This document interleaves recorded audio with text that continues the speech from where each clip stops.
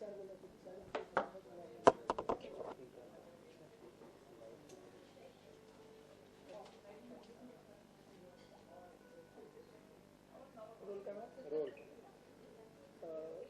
Sir हम बात करेंगे सबसे पहले कैंसर के बारे में फोकस करेंगे। कैंसर क्या कैसी बीमारी है और किस वजह से होता है? कैंसर कोशिकाओं की बीमारी है और इसमें जो हमारे शरीर में कोशिकाएं बनती हैं जिन्हें हम सेल्स बोलते हैं अंग्रेज़ी में, ये सेल्स बनते रहते हैं बॉडी में और ये हम लोग रोज़ मिलियंस ऑफ सेल्स बनाते हैं बॉडी के अंदर। इन मिलियंस ऑफ सेल्स में कुछ ख़राब सेल भी बनते हैं।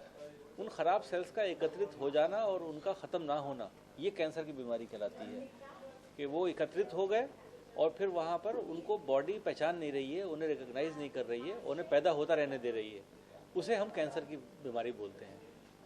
तो लोगों को कैसे पता चलेगा उनके बॉडी में कैंसर इन्फेक्शन हो गया? देखिए, कैंसर में एक प्रॉब्लम सबसे बड़ी यही है कि वो अर्ली डायग्नोसिस, जल्दी पता हो जाना ज़रा मुश्किल होता है।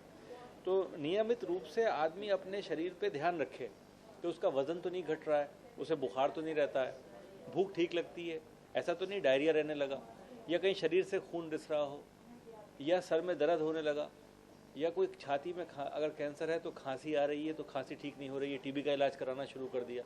तो ये चीज़ों पे ध्यान रखना है हमें कि ये नहीं हो रही है। भारत में प्रॉब्लम ये है कि कैंसर बहुत लेट स्टेज में मालूम होता है, बाकी मुल्कों में कैंसर जल्दी मालूम हो जाता है, तो इसलिए इलाज भी संभव अच्छा होता है।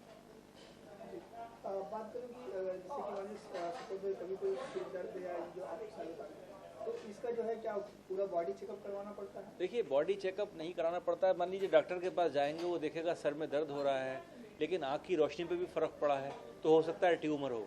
ट्यूमर अगर है तो फिर जांच कराना पड़ेगी, लेकिन खांसी रह रही है तो एक्सरे से काम हो जाएगा।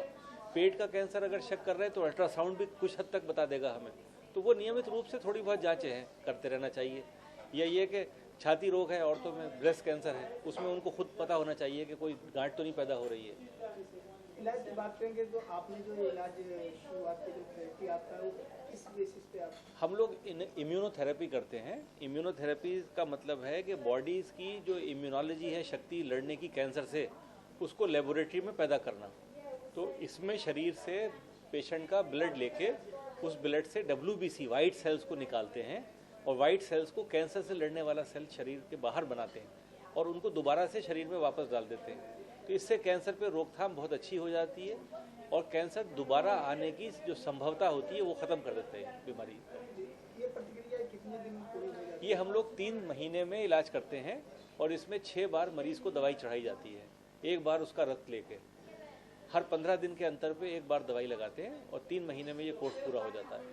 और ये खर्च कितना आता है? इसमें जो खर्च आता है वो 4.5 लाख के करीब खर्च आता है मिनिमम 3 महीने का इलाज में। लेकिन कैंसर में इतना इलाज और भी होते हैं जितने आता है। ये इलाज अमेरिका में 45 लाख रुपए में होता है, जो हम लोग 4.5 लाख में कर रहे हैं। 10 गुना ज़्यादा पैसों में यह इलाज अमेरिका में होता है। बात करें इंडिया की बात करें तो ये भारत में कहाँ पे अवेलेबल है?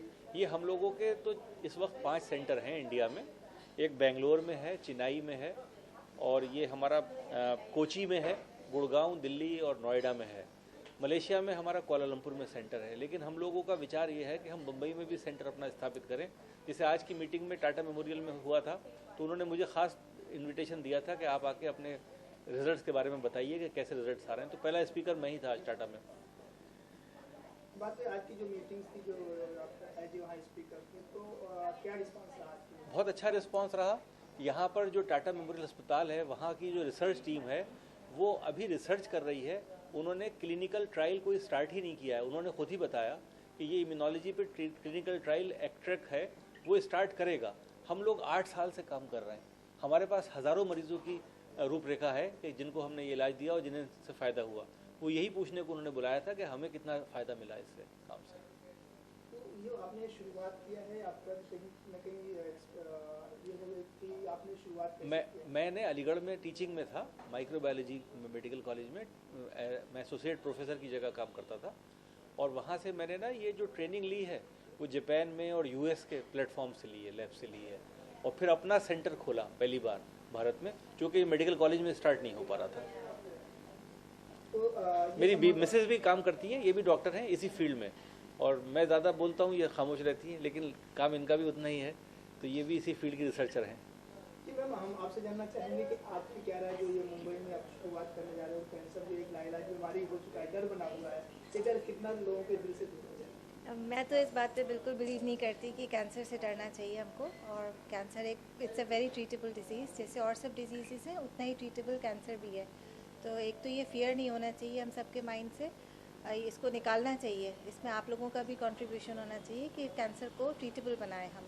और दूसरा ये कि कैंसर जैसे कि सर्जरी, रेडिएशन, कीमोथेरेपी है, वैसे ही इम्यूनोथेरेपी है। और अगर हम अपने ट्रीटमेंट प्रोटोकॉल में इम्यूनोथेरेपी ऐड करते हैं तो उससे डेफिनेटली कैंसर सर्वाइवर बन सकते हैं और कैंसर फ्री बन सकते हैं। तो ये कहाँ तक हम सक्सेस हो पाएंगे, उन लोगों को कहाँ तक? हम लोग ना जो पेशेंट्स अगर आपको कभी दिखाएंगे तो आपको हैरत होगी देख के हमारे पेशेंट्स को, कि आपको लगेगा नहीं कि कभी कैंसर के पेशेंट भी थे। और मैं उन कैंसर के पेशेंट्स की बात कर रहा हूँ जो स्टेज 4 में pancreatic cancer, gall bladder cancer, brain cancer में पीड़ित थे और जिनका सर्वाइवल कुछ मंथ्स में गिना जाता है। They say that they may not survive even for 6 months, but we are talking of patients who have been treated 6 years ago. So, but we need to take into consent that they are going to give their interview in front of a camera, because again एक stigma is associated with cancer के साथ। Cancer के मरीज है, इसको इसके घर में शादी नहीं होना चाहिए, बहुत सी प्रॉब्लम्स है, समाज की भी बीमारी है ये। तो we need to find out reasons और इनको दूर करना चाहिए। लेकिन अगर हाँ हमारे पेशेंट्स को देखेंगे तो उनको कैंसर का कोई साइड इफेक्ट नहीं होता। आप टाटा मेमोरियल में जाके देखेंगे तो आपको महसूस हो जाएगा कि ये मरीज बैठा हुआ है यहाँ पर, बिकॉज उसके बाल चले जाते हैं, उसकी खाल काली पड़ जाती है, शरीर दुर्बल हो जाता है बहुत कीमोथेरेपी लेते लेते, और फिर भी बेचारा वो ख़त्म हो जाता है। तो वहाँ पर डर बैठ गया है, वो डर जो है वो ख़त्म करना है। कहा जाता है कि वंशानुगत कहा जाता है कि पीढ़ी दर पीढ़ी ये रोग चलते हैं, क्या कहाँ तक ये सही है? नहीं, 15% फैमिली में कैंसर हो सकता है, बट 100% कैंसर फैमिलियल कैंसर्स नहीं होते हैं।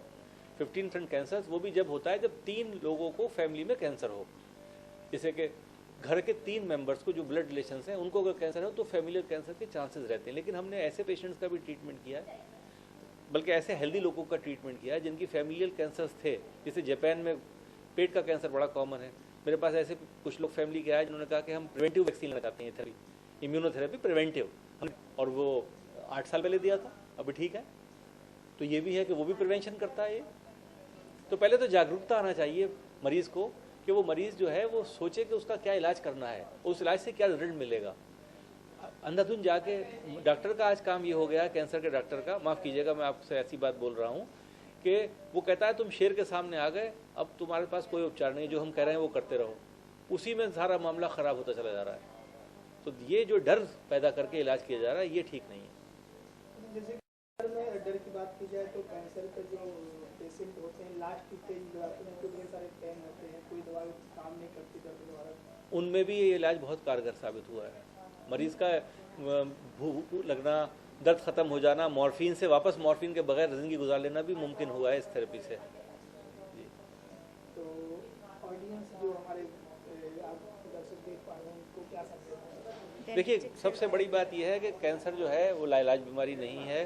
कैंसर में सही उपचार होना चाहिए और कैंसर उस डॉक्टर से इलाज कराए मरीज जाके जिसको ये एहसास हो कि वो अपने भाई का इलाज कर रहा है, न कि एक मरीज का इलाज कर रहा है।